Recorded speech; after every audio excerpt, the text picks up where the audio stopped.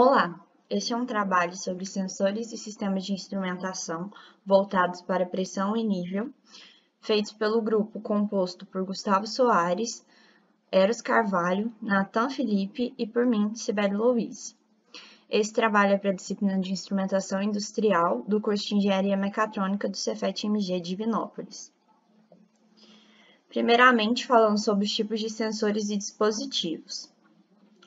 Se tratando de sensores e dispositivos relacionados à pressão, tem-se como primeiro exemplo os manômetros, que consistem em dispositivos que fornecem uma indicação de pressão diferencial, como dado na equação 1. Então, na imagem expressa, tem-se a representação de um manômetro diferencial e de um barômetro, sendo um barômetro um manômetro diferencial com vácuo em uma extremidade e pressão atmosférica local na outra.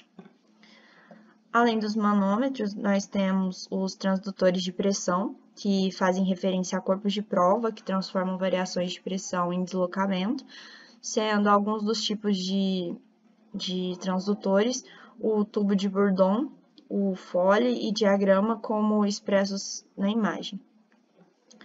Outro exemplo são os sensores de pressão, que em geral são classificados conforme a técnica usada na conversão mecânica da pressão em um sinal eletrônico proporcional, abrangendo assim diversos tipos, como capacitância variável, piezo resistivo, potenciométrico, piezoelétrico, relutância variável, ressonante, ótico, entre outros.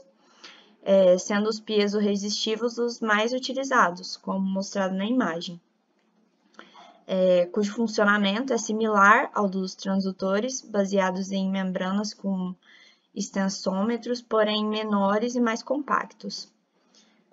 Bom, enquanto a medição de nível pode ser realizada com elementos resistivos, no caso de líquidos, condutores, com a instalação de fitas resistivas nas paredes do recipiente, como dado nessa figura, ou também pela deformação de um invólucro metálico ou por contatos elétricos magneticamente acoplados com uma boia. Além disso, é possível medir o nível a partir de sondas capacitivas, quando o recipiente é metálico e o líquido é isolante. Aí utiliza-se uma haste metálica e, se o líquido é condutor, usa-se uma haste recoberta de material isolante. Então, utilizando os certos sensores de pressão, é possível medir também o nível. O esquema abaixo da imagem, por exemplo, tem como objetivo fornecer uma indicação de peso da coluna de líquido, vista pelo sensor de pressão que está conectado ao fundo do recipiente por um tubo aberto em ambas as extremidades. A pressão corresponde a ρ, sendo ρ a massa específica, g a gravidade e h o nível. Então, calibra-se a indicação do sensor de pressão para indicar o nível, se essas grandezas forem constantes. Para medir o nível por sensores de pressão de recipientes fechados é um pouco mais complicado, porque a pressão no interior do recipiente pode aumentar devido a vários fatores, e a pressão vista pelo sensor não depende apenas do nível, sendo então necessário um sensor de pressão diferencial. Para alguns casos, usa-se uma célula de carga conectada a uma boia parcialmente submersa, que mede o nível a partir de uma indicação do empuxo. É possível utilizar também um borbulhador para medir o nível, alterando a pressão até aparecer bolhas na superfície do líquido, as quais vão indicar a pressão imposta pela manipulação da válvula, que será monitorada por um manômetro calibrado. Além disso, o ultrassom também pode ser usado para medir o nível por tempo de trânsito ou tempo de voo, porém, quando a superfície do líquido estiver em movimento, a medição é dificultada. E, por fim, quando se trata da medição de nível de sólidos, são necessários agitadores para homogeneizar o nível e também radares de ondas guiadas. Além disso, pode-se afixar as células de carga no silo ou no tanque para medir forma ou deformação e calibrar a indicação para nível, massa ou volume. Bom, agora com relação às explicações técnicas. Peguei dois exemplos para fazer algumas especificações de características técnicas. O primeiro é o manômetro standard de série 111 e 112. para 100, 160 e 200 milímetros. As aplicações desse manômetro são de construção robusta, com configurações de montagens e larga variedade de escalas. Ele tem uma ótima precisão e repetibilidade, e estes manômetros atendem às exigências apresentadas pela maior parte das indústrias de precisão. E para processos químicos com fluidos agressivos ao latão, a montagem deve ser feita através de selo, diafragma ou externos em inox. As características técnicas desse instrumento são a caixa, que é feita em aço carbono com pintura eletrostática em epóxi preta, o anel e flange em aço carbono com pintura eletrostática em epóxi preta com diâmetro de 100 e 160 milímetros, o mecanismo e soquete do corpo em latão, o elemento sensor de Bourdon, ligas de cobre para pressão até 70 bar, aço inox também para pressões superiores. A soldagem em solda estanho para Bourdon em latão, solda prata para Bourdon em aço inox. Temperatura ambiente entre menos 20 a 60 graus Celsius, o fluido do processo de menos 20 a 60 graus Celsius e armazenamento de menos 40 a 70 graus Celsius. O ponteiro de alumínio balanceado e sem ajuste, o visor em vidro plano, o mostrador de alumínio fundo branco, a faixa de pressão, manômetro de 0,6 mil bar, o vacuômetro de vácuo 1 bar a 0 bar, o manovacuômetro do vácuo a 30 bar, a saída reta ou angular e uma questão opcional que seria o série 112, que tem enchimento com glicerina. Além desse exemplo, nós temos um transmissor de nível hidrostático piezo-resistivo, que os transmissores de nível série TNH aplicam-se à medição do nível de líquidos em reservatórios de qualquer tipo, com o diferencial da facilidade de instalação, bastando posicioná-lo internamente no fundo do reservatório. Opcionalmente, pode ser fornecido com revestimento PTFE, o que o torna quimicamente resistente à maioria dos produtos químicos e efluentes, mesmo agressivos. O seu princípio de funcionamento eles operam pelo princípio de Pascal, utilizam um elemento sensor piezo-resistivo que converte a pressão aplicada pela coluna de fluido em sinal elétrico, e esse sinal elétrico é amplificado, linearizado e disponibilizado em sinal padronizado por uma eletrônica de alta confiabilidade. É construída com componentes em SMD, possuem proteção contra surtos de tensão e corrente e cabo especial com compensação de pressão atmosférica. Suas aplicações são para leitura de profundidade e nível em reservatórios de qualquer tipo, medição de nível de água em poços artesianos, saneamento, controle de processos industriais, monitoração ambiental, indústria alimentícia, condomínios e geração e transmissão de energia. Tem como características técnicas essas listadas aqui, e como vantagens a compensação da pressão atmosférica, a facilidade de instalação suportada pelo próprio cabo, a faixa, unidade de medida e tipo de faixa e tipo de saída sob encomenda, a montagem compacta com invólucro em aço inoxidável, a possibilidade de selo para aplicações sanitárias, a baixa esterese e vida útil prolongada, o elemento piezo-resistivo sem desgaste mecânico, imunidade a ruídos e interferências eletromagnéticas, e é uma fabricação nacional. Olá, meu nome é Eros. Agora eu vou falar um pouco sobre vantagens e desvantagens de sensores de pressão. Quando você pensa em vantagens e desvantagens, o termo é muito estranho assim quando você pensa em um sensor de pressão, visto que a desvantagem seria você não estar usando um sensor de pressão no seu sistema, né? Mas eu interpretei o que seria vantagens e desvantagens como talvez o momento em que dá para aplicar tipos diferentes de sensores de pressão. Por exemplo, o tubo de Bourdon. As desvantagens do uso dele por exemplo, se tiver muito calor, porque ele é não linear. O calor interfere muito na deformação dele, né? Então muda o valor da pressão lido. Mas assim, se você não tiver um sensor para usar, você vai ter que usar o tubo de Bourdon, né? Além disso, ele mede entre 30 e 25 mil PSI, né? O que seria uma desvantagem dele, então? Na verdade, a desvantagem dele seria uma não aplicação. Ele não é aplicável para pressões menores do que 30 PSI, né? Ele é aplicado para pressões muito maiores. Agora, o segundo aqui, eu estou falando sobre o Foley. O Foley, ele pode medir de 0,5 até 30 PSI, ou seja, ele possui, tipo assim, ele consegue medir pressões que o tubo de Bourbon não consegue medir, mas em compensação ele mede muito menos pressões, né? O tubo de Bourbon mede de 30 até 25 mil, o Foley mede de 0,5 a 30 PSI.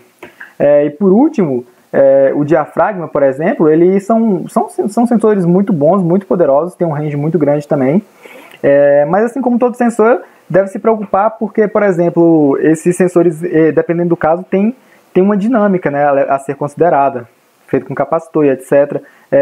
Os outros também podem ter uma dinâmica dependendo da forma que é montado, então eu diria que uma desvantagem de qualquer um desses três tipos de sensores é como é a instalação mecânica e elétrica dele, porque, por exemplo, se você estiver usando transmissão por via de pressão, via algum tipo de chave mecânico, etc., pode ser que você tenha um atraso, é só você considerar bem o atraso, né? Então, acho que essas são as vantagens e desvantagens dos sensores, está mais relacionado ao momento em que você deve aplicar eles.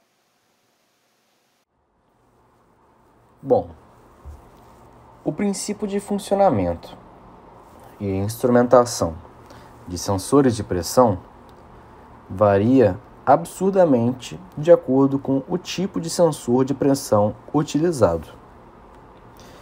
Devido a este fato, optamos por dividir os sensores por tipos, dentre os tipos mais utilizados, e explicar o funcionamento detalhado de cada um deles. Primeiramente, optamos por falar sobre os sensores de pressão piezoresistivos. Estes sensores são os mais utilizados em meio industrial e podemos dizer que eles se assemelham muito com transdutores embasados em membranas com extensômetros, diga-se de passagem. Estes sensores, de tempos em tempos, ou melhor dizendo, periodicamente, entram em contato com a pressão da atmosfera. Essa pressão da atmosfera é aferida como uma pressão padrão, e de tempos em tempos ela é tratada como pressão referência. Dessa forma é analisado o delta da pressão aferida, ou seja, a variação. Nas figuras em tela nós podemos ver o esquemático do sensor piezoresistivo. Em segundo plano, vamos tratar sobre os sensores de pressão diferencial. Os sensores de pressão diferencial são muito utilizados também na indústria. E basicamente eles são constituídos de células, que basicamente são, essas células capacitivas são duas paredes de metal, e entre essas paredes há um diafragma central. O que seria esse diafragma central? Seria um espaço oval, parecido com um grão de arroz, nas suas devidas proporções. E esse diafragma ele é movimentado de acordo com a movimentação das paredes. Ou seja, quanto mais uma parede se move, mais o diafragma se move também. Com esse movimento, a capacitância de um dos dois lados é alterada. Na verdade, é transferida de um lado para o outro. Essa transferência de capacitância é medida e essa medição indica a pressão aferida pelo sensor de pressão diferencial. Em terceiro plano, vamos falar sobre os sensores capacitivos. Os sensores capacitivos, diferentemente dos anteriores, são compostos de materiais semicondutores. Dentre os semicondutores utilizados, foi verificado que o mais utilizado trata-se do silício, não somente pela sua abundância e facilidade de encontrar, mas pela sua usabilidade. Nota-se que o sensor capacitivo tem grande semelhança com o sensor piezoresitivo. Nós podemos notar que os sensores capacitivos, eles são menos utilizados em aplicações que existam a necessidade de medições altas. Ele é mais aconselhável para medições baixas. Por fim, trataremos do último sensor dentre os mais utilizados em meio industrial. Estes são os sensores piezoelétricos. A nomenclatura piezoelétrico vem da presença de um cristal que é piezoelétrico e é o principal componente do sensor piezoelétrico. Esse sensor utiliza como elemento medidor a pressão que é verificada no líquido de preenchimento, muito parecido com o sensor diferencial no modo de aferição. Nas figuras esquemáticas na tela é bem fácil de visualizar como funcionam os sensores piezoelétricos. Basicamente é assim que funcionam os 4 principais sensores utilizados em meio industrial. Olá, eu sou Nathan Almeida e eu vou falar um pouco dos exemplos e aplicações da indústria desse tipo de sensor que nós estamos falando. A aplicação ela é principalmente em equipamentos hidráulicos e pneumáticos. A mais convencional, as mais básicas de se pensar é para a medição de nível, tanto em tubo aberto quanto em tubo fechado. E se você conhece a densidade do fluido que você está trabalhando, você pode também medir volume ou massa. E a menos convencional é para a medição de vazão. E é dessa que a gente vai trabalhar, explicar um pouco mais de como funciona, que ela é mais comum em tubo de pitot ou placa de orifício. Na placa de orifício, nós temos o seguinte, nós temos um tubo com passagem do fluido. Aqui nós vamos ter um orifício, que nem mostrado nessa imagem aqui. Considerando a conservação da massa, então nós vamos ter uma variação de pressão aqui que vai ser medida pelo nosso sensor. Se a gente conhecer as variações de altura do tubo, nós podemos aplicar as equações de Bernoulli e nós vamos descobrir a velocidade do fluido e, por consequência, a vazão. Já por tubo de pitot, é um tubo assim.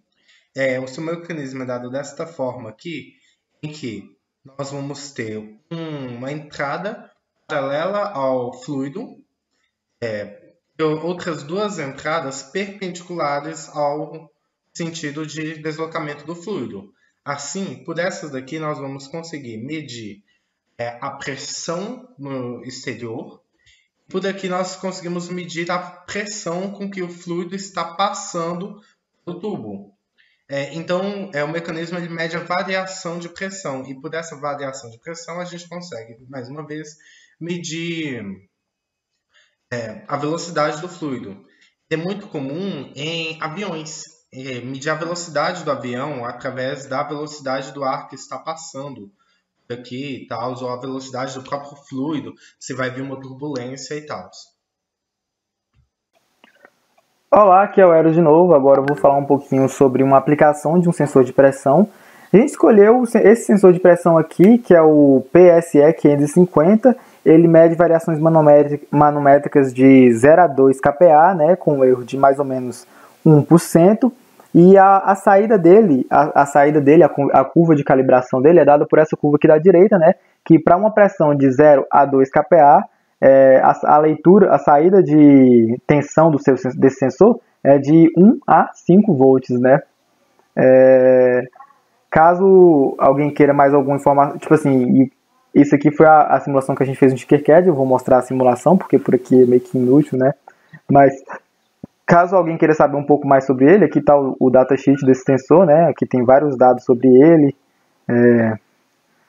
Tem as aplicações dele, de nível de líquido, etc. Mostra aqui as especificações dele. Ele funciona opera em pressões de menos 50 até 50 kPa. A pressão de prova dele é 65 kPa. E aqui alguns outros dados. E aqui foram as curvas de calibração que a gente usou. Usamos essa curva aqui de tensão, tirada do site do próprio datasheet do sensor, que conceitos físicos e etc. Agora vamos para a simulação em si, né? Para simular o sensor, como nós não tínhamos como fazer a simulação física, escolhemos usar o Tinkercad mesmo. E para a entrada em tensão que o sensor deveria fornecer, a gente usou um potenciômetro. E basicamente a gente fez um divisor de tensão, né?